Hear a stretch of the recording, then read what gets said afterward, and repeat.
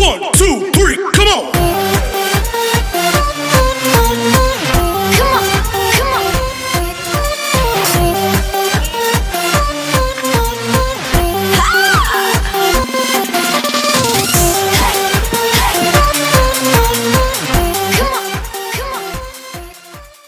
Assalamualaikum, apa kabar semuanya? Baik-baik aja ya. Nah, ini hai. Oke, udah cukup. Main lagi sana. Tengok YouTube-nya. Nah, kali ini aku mau memberi masukan bagi adik-adik atau mbak-mbak yang ingin menikah dengan pria Pakistan. Ya, harus kita banyak-banyak belajar juga karena mereka di sana kan budayanya, kulturnya itu sangat berbeda, 380 derajat Celcius berbeda dengan kita ya. Nah, jadi ini yang kuceritakan ini adalah pengalaman-pengalaman senior-senior kita yang ada di Pakistan, yang sudah stay di Pakistan. So aku dapat belajar seperti ini dari pengalaman kakak-kakak kita yang ada di sana. Terus kemudian sedikit banyaknya aku ingin menceritakan kepada kalian semuanya ya. Jadi aku memang belum pernah ke Pakistan, tapi aku banyak belajar dari kakak-kakak seniorku yang sudah lama di sana.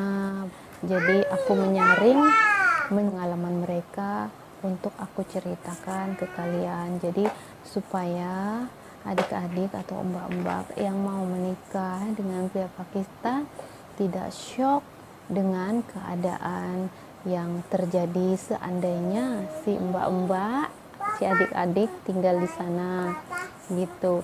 Jadi ini aku tidak untuk menakut-nakuti, dan ini juga aku untuk diriku sendiri karena aku memang belum pernah ke Pakistan.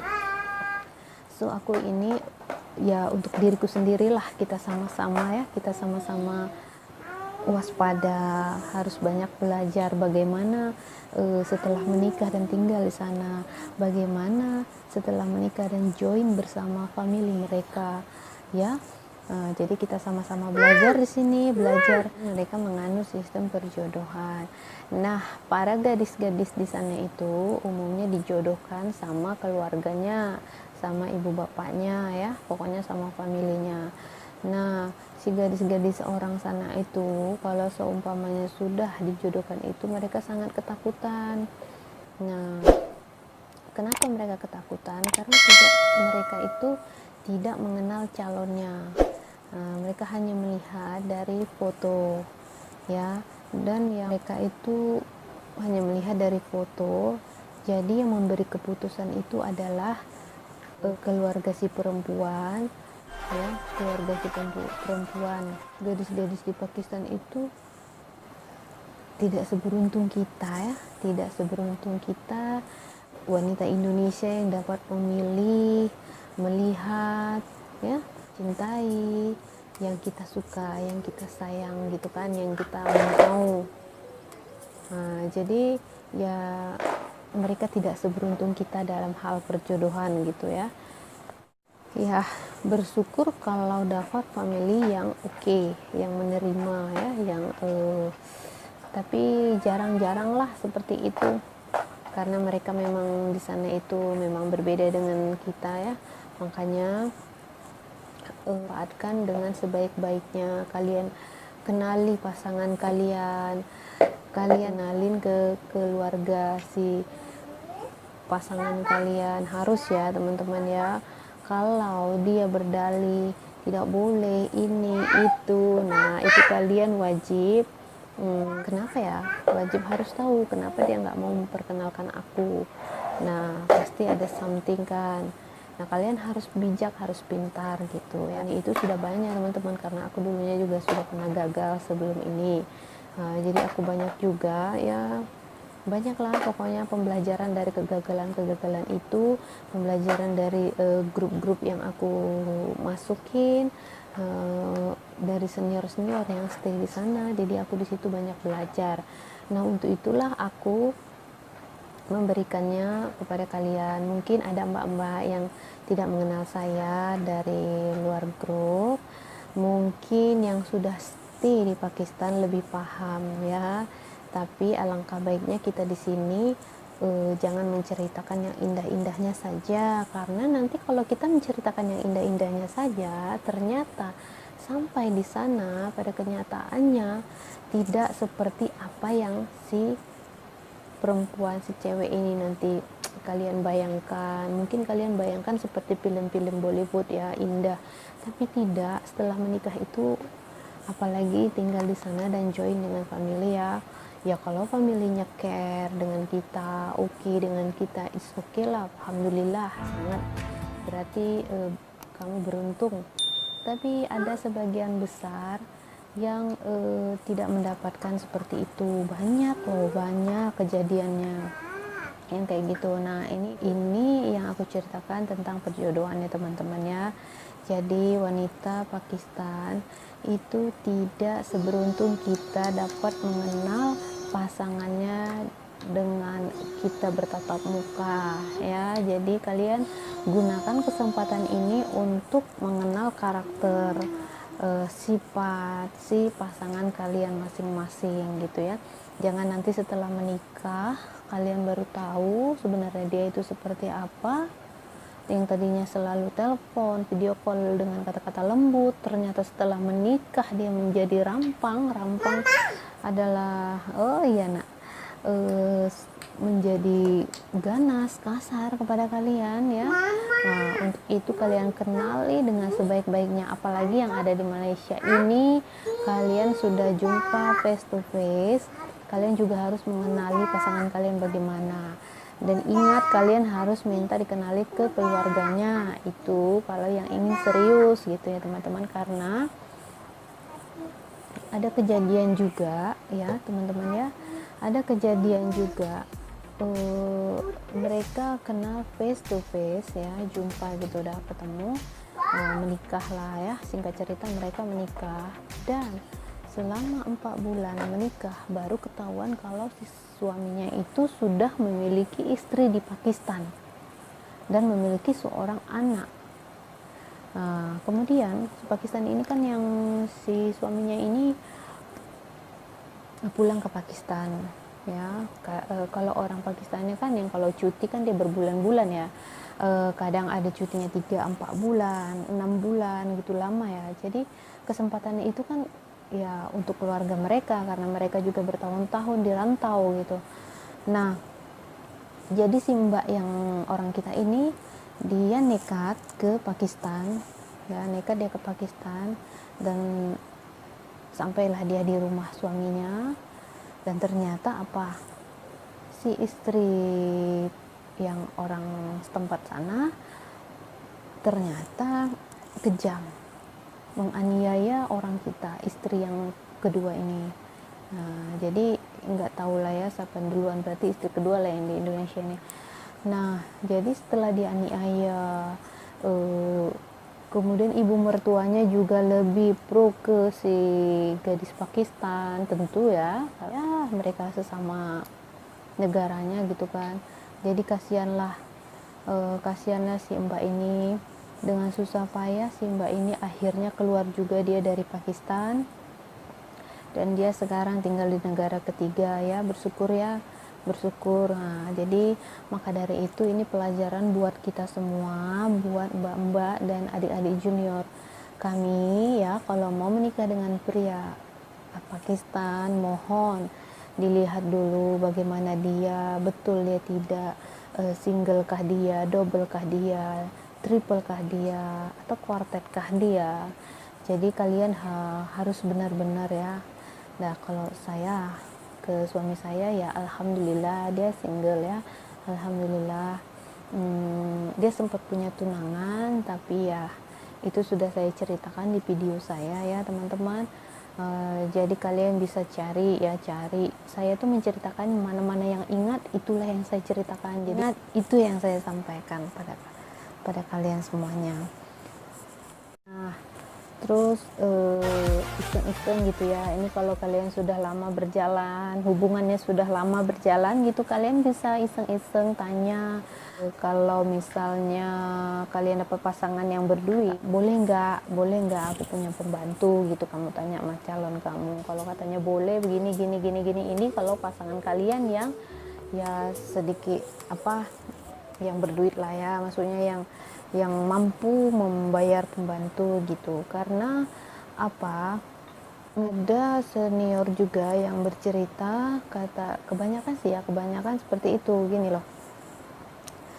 Jadi sudah masuklah ini kita ke dalam rumah mertua ya. Tadinya ini mertua ini tadi ada pembantu 2 sampai 3. Tapi karena kita sebagai menantu sudah ada di situ, satu persatu itu menantu satu persatu pembantunya itu dipecat. Nah, jadi yang mengerjakan itu semua dari mulai masak, nyuci, nyapu, mop, ngepel ya, semuanya si menantu ini tadi.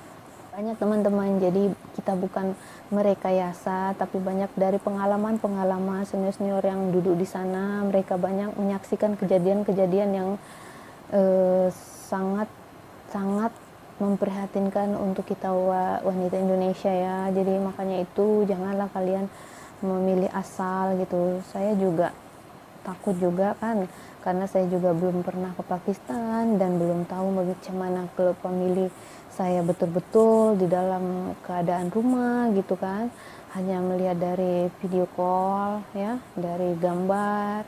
Nah selama ini ya, selama mau 5 tahun ini ya alhamdulillah baik-baik aja gitu kan. Tapi kan kalau kita realnya jumpa itu kan kita tak tahu ya. Jadi ya semoga aku mendapatkan family yang oke. Tapi kalau aku tengok aku punya suami hatinya oke ya, semoga saja di keluarganya itu juga hatinya oke ya teman, melayani semua ya teman-temannya dalam keluarga itu.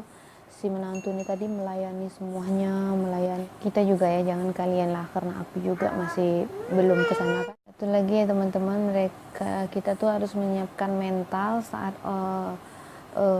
orang-orang di dalam rumah itu tidak tahu mengucapkan terima kasih, tidak paham gitu ya, tidak paham dia.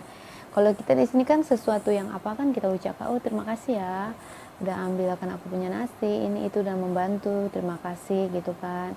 Dan mereka tuh untuk memberikan kata maaf itu sulit ya, susah gitu. Jadi tidak seperti kita di sini ya, mereka itu ya merasa benar gitu ya. Aku sih tidak menjelekkan, cuman ingin menceritakan aja. Di sini aku tidak ada maksud menjelekkan sana sini, tidak ada. Dekat negara kita juga ada banyak yang buruknya, baiknya ya. Jadi sini cuman menceritakan aja macam mana supaya kalian tuh tidak shock di sana, dan aku juga tidak shock gitu. Sama-sama kita belajar, sama-sama kita supaya nanti di sana tidak kaget gitu kan. Kalau aku ya alhamdulillah sudah aku persiapkan, bila masa aku berangkat ke sana, aku sudah mengantongi pelajaran yang aku dapat dari kakak-kakak seniorku ya gitu. Jadi kita harus mengantongi uang juga. Nah uang harus kita simpan diam-diam, jangan dikasih tahu siapapun ya. Kalau kita tidak dapat kebahagiaan di sana, kita boleh cabut deh. Kalau yang nggak ada anak, yang ada anak satu ya oke ya. Tapi kalau ada anak banyak, aduh susah gimana. Makanya kita berumah tangga ini sih niatnya ya untuk selamanya. Tapi kita kan nggak tahu ya teman-temannya ke depannya bagaimana. Karena kita menikahi seorang pria Pakistan itu, kita harus menikahi keluarganya juga. Jadi kita tidak sepenuhnya bisa memiliki suami kita kalau kita berada di sana gitu. Apalagi ya kita itu anak yang kecil-kecil kayak gitu ya. Kalau yang tua sih, misalnya kita dapat anak yang tua, itu oke teman-teman. Maksudnya ya ipar-ipar kita itu kan nanti manutnya ke kita gitu. Nah kalau kayak aku yang anak ke-6, itu laki-laki banyak daripada perempuan. Yang perempuan sudah berangkat ke sana semua, ke suaminya. Nah jadi adik iparku laki-laki, di bawahku ada 2, otomatis dia nanti bawa perempuan ya kan 2. Abangnya ada 1 sudah ada bersama Ami, itu iparku di sana. Itu sih baik, aku lihat wajahnya juga baik, cantik, masya Allah. Ya Allah, cantik banget, putih orangnya.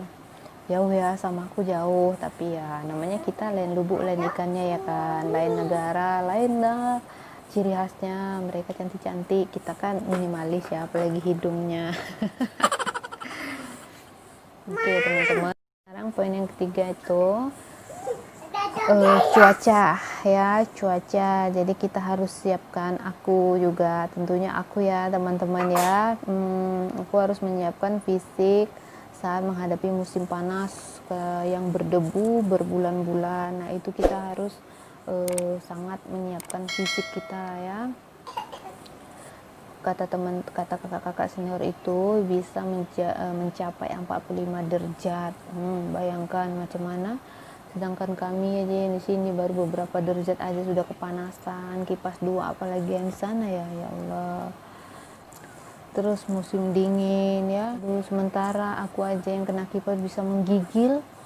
Macam mana kalau sampai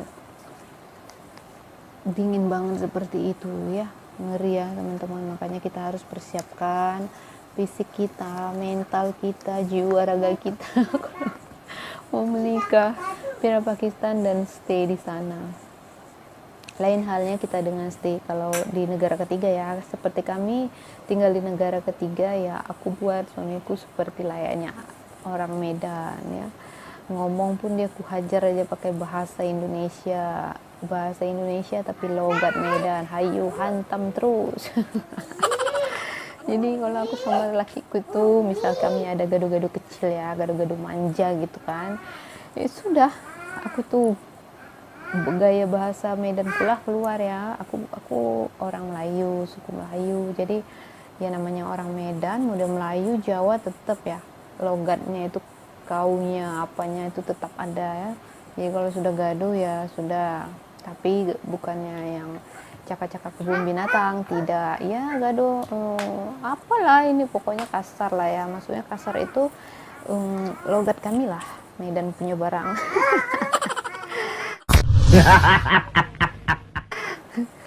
Jadi kalau dalam kondisi panas ya,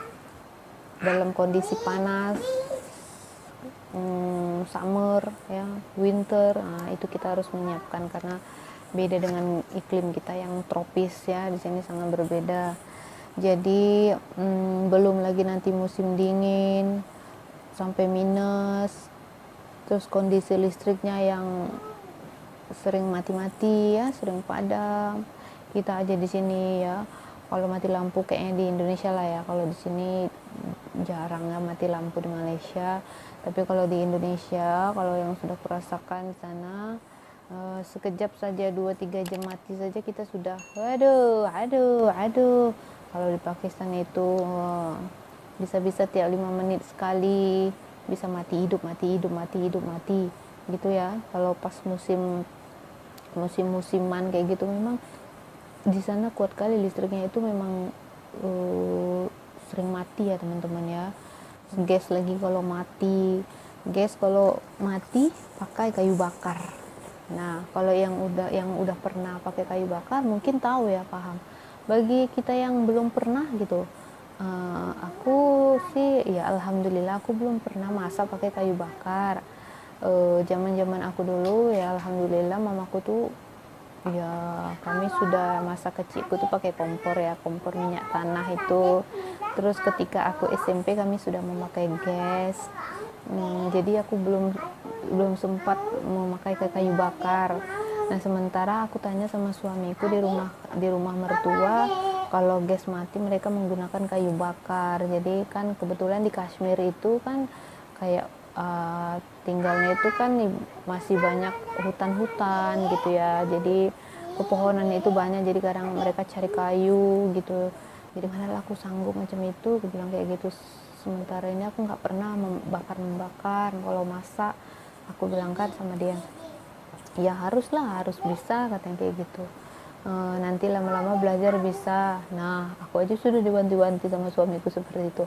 Apakah kalian mampu? Oke lah ya, pakai kayu bakar tuh oke, kita tinggal cari, angkat, bawa, kita masak. Ada juga di sana yang di pedalamannya, kata senior-seniorku yang duduk di sana, mereka tuh pakai lembu. Jadi lembu itu diaduk-aduk, dikacuk-kacuk, diaduk-aduk, dikacuk-kacuk, macam kita ngaduk-ngaduk kue, ya. Pas itu dibuat tepe, dibuat bulat, tepe bulat gitu ya, bulat macam pancake. Macam pancake. Habis itu dijemur sampai kering banget. Nah, pas sudah kering banget, nah itulah dijadikan bahan bakarnya. Katanya sih lebih nikmat makanannya, teman-teman, tapi kurasa baunya itu sudah hilang lah ya, sebab kan dia sudah kering, tapi nggak tahu juga, belum pernah nyoba. Nah, jadi apakah kalian sanggup? Ya kita kan nggak tahu ya calon suami kita itu tinggalnya di mana, dan itu orang kota apa orang desa gitu. Jadi kalian harus paham, harus menerima segala resikonya. Nah, apa kalian mampu mengadu-ngadu itu? Kalau aku jujur enggak mampu, enggak kuat. Aku jujur udah aku cakap sama suamiku. Tapi kata suamiku di tempat dia, di rumah dia enggak menggunakan itu, cuma menggunakan kayu jikalau gasnya mati. Nah, sebagian kota ada yang make kayu. Jadi ya harap-harap lah ya. Jadi kayak ibaratnya nih, kalau kita dapat jodoh orang Pakistan itu macam macam kita mengundi gitu keberuntungan ya, untuk yang baik alhamdulillah, yang tak baik ya. Nah, kita juga harus akui ya juga ya, aku dan kalian yang belum ke sana harus mempersiapkan juga hati menghadapi kebiasaan aneh mereka ya, menghadapi kebiasaan aneh mereka, seperti misalnya gedor pintu di saat kita tidur, makan, ngobrol, dan suara mereka itu kita tidak bisa membedakan antara marah dan ngomong biasa. Karena suara mereka itu menggelegar ya. Tapi kalau di sini suamiku itu sih ngomong sama aku tuh lembut, macam tak berdaya gitu ya, lembut. Tapi memang kalau sudah dia cakap sama dia punya family di kampung, kalau nelpon ya Allah macam satu kampung tahu. Jadi apalagi kita yang tinggal di sana ya kan, yang duduk di sana gitu, coba kita lagi yang nggak ngerti bahasa mereka, apakah mereka itu marahin kita apa enggak, apalagi aku yang orangnya kebaper-baperan ya kan, dengar suara orang itu yang besar, aduh. Mungkin aku hari-hari menangis ya. Nanti kalau kata senior yang di sana lagi kan, kalau misalnya kita datang ke Pakistan gitu, kalau misalnya baru-baru dari bandara itu kita disambut lah ya, disambut dengan bunga-bunga, kalung bunga, terus banyak bunga-bunga dikasih. Nah, itu kalau kita baru datang, udah di rumah kita, di rumah mertua itu kan, teman-teman, apa namanya? Kan datang tuh tetangga-tetangga tuh liatin kita ya, namanya ada orang baru, menantu dari luar negeri, kita kan bulenya orang sana. Bule kayak gini, bule